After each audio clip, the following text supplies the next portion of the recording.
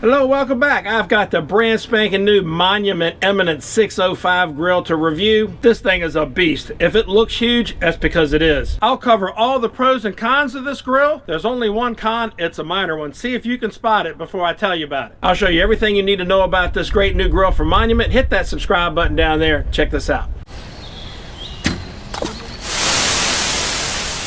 First thing I'm going to do is run you through all the new features of this grill. Come here and have a look at this. The first thing you'll notice on the doors is these things got a really nice magnet to keep them closed, and they're nice and thick. Good quality doors on this grill.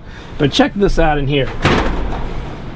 You've got an onboard trash can over there, an equipment shelf right in the middle of this side of the grill, so you can store your stuff on top or below it. But this is the coolest thing. You know what this is? This is a scale to weigh your propane. This is going to tell you how much gas you have left in your tank. Now I put a tank in here that's got very little propane in it just to do the burn off.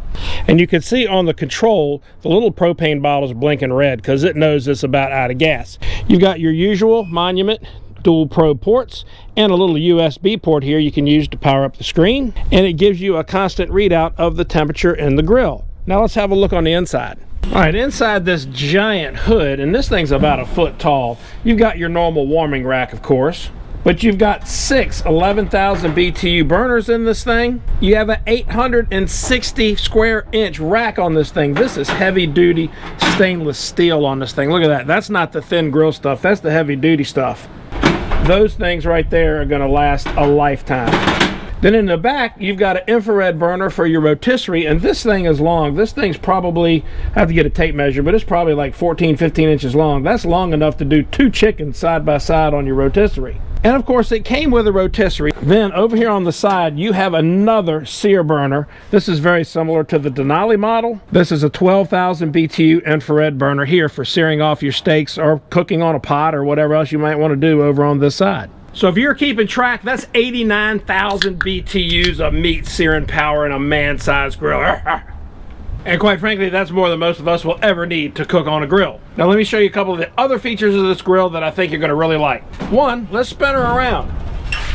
The wheels are rubber and they're bigger than the other grills. So this thing rolls really easily, even though it's pretty heavy. You have a door on the back that encloses the whole back of the grill. And this is where you get to your grease handling system.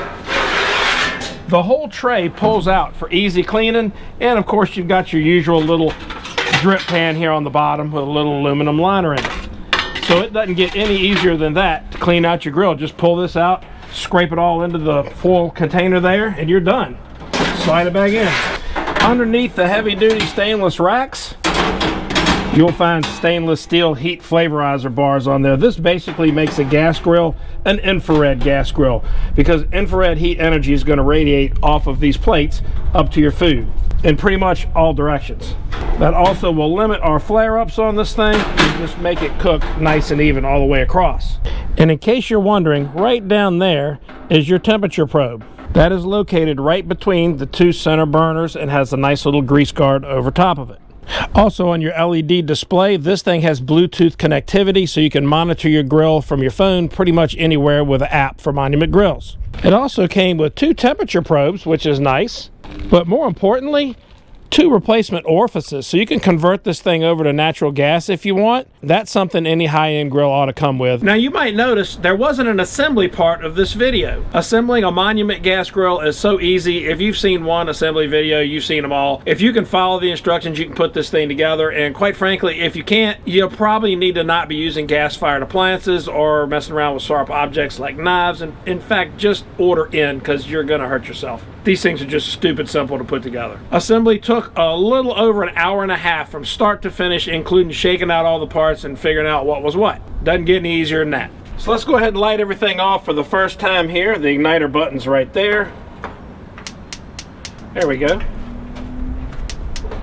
Burner 2, burner 3, burner 4, burner 5, burner 6, and the infrared burner in the back. Oh yeah, look at that. And now this one, side burner. That's got a longer gas line. There we go. Yep, there you go. She's all fired up. Go ahead and shut the lid. Let all of those oils from shipping and whatever else might have been on it burn off of there and get it nice and clean. and enjoy a beverage. Our control pad is showing 192 and climbing rapidly. Tell you what, it'll get hot in a hurry. It's been about 5 minutes. We're at 694 on that probe in the grill right now. Excuse me, 698. Oh, there we go, 700. About 5 minutes time to get it that hot. You guys that grill know you're not going to be cooking at 700 degrees. You might be searing a steak at 700, but other than that, you're going to be cooking at a much lower temperature than this most of the time. But doing the burn off is important. It helps cure the paint on the grill as well as get rid of all the oils and the other crap from shipping. I can actually smell the paint curing a little bit on the end panels, which is something else I got to show you. Unlike all of the other Monument grills so far, the side panels of the top and the grill body itself are actually a cast aluminum, so it makes the whole thing a lot more rigid and a lot heavier duty. I really love the way those lighted knobs look, especially at night. Pretty good for showing off for all your friends when you got a grill with lit knobs. Pretty neat. Because you know, if you're grilling with your knob lit, people are going to talk. The upgraded lit LED knobs glow different colors. They're just blue if they're off, but they're color coded to let you know just how hot you've got this grill. This nice little green color kind of represents low fire. And we're cruising along right now at 439. It's still in cool down mode after that initial burn off. I did a little cast iron conditioner on the grates just to see if I could keep them from sticking. Stainless steel is pretty notorious for sticking on new grills, so we're going to try that out. Got a nice sizzle there. See how that works out. We've been on for a couple minutes. Let's see how bad they're sticking. Not terrible. I'll give those a little spin on those nice hot grates. For a new grill, that's not bad at all. All right, let's get the flip on here and see what they look like. Not too shabby, not too shabby at all. I'm just giving these another turn, and you can see they're not sticking at all now. That's pretty good. 142. Yep, it's time to flip these dudes over and cheese them. If you do this, you can cheese them on the flat side, and the cheese is less likely to go tearing off into the grill. Cheese that falls in the grill doesn't help anybody. Get that there. Get the buns up on the rack. Of course, if you really want your buns toasty, put them down here on the burner. This is why right here. Look at that. Freaking perfectly toasted. Go ahead and power everything down while that cheese finishes melting. And we'll call that close enough. Tell you what, there's a lot of different grills you can get. Nothing beats the convenience of a gasser. And notice those grates didn't stick hardly at all. Just a very little bit at first, and then no stick at all. Look at that, that's perfect.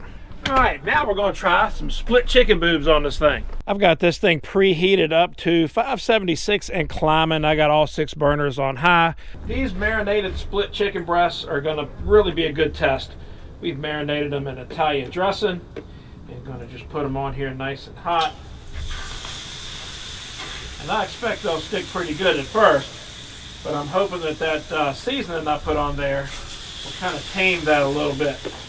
I'm slapping them on the ends. I've already cooked in the middle. I want to see how evenly it heats out on the edges. If you haven't tried marinated split chicken breast, you should try it. It's really good stuff. Good for you. I'm going to go ahead and turn this thing down to low.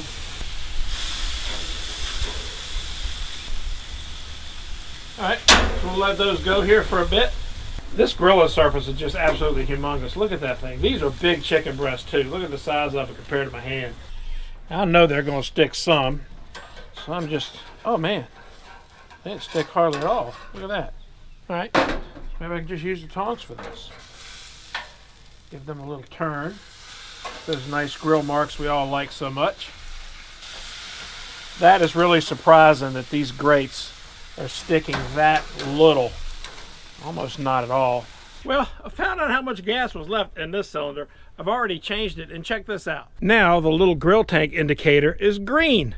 Plenty of gas. The nice thing about it, when it turns red, you know you need to get you another propane cylinder and be ready to go. Let's see about getting this flipped.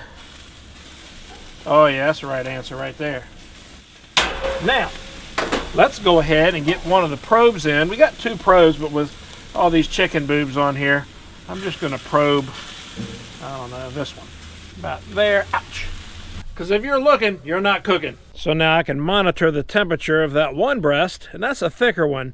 So when that thing gets close to my 160, I know I need to have a good look at the rest of them too. This one in a thick spot. That 170, a little bit much. See, everything in here is pretty well done, so we're good to go.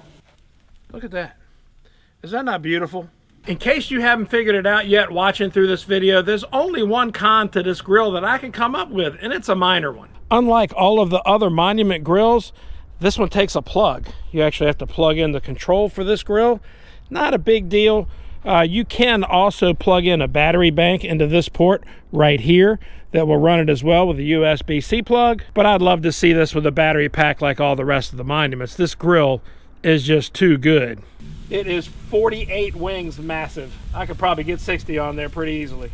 The Monument Eminence E605 has got to be the best grill Monument has kicked out yet. Make sure you leave a comment down there on your thoughts on this grill and what would make you buy it or not buy it. I know the people at Monument would love to hear from you guys. Give me that thumbs up like button. Make sure you hit that subscribe button down there so you don't miss videos like this one when they come out. Thanks for watching. We'll see you next time.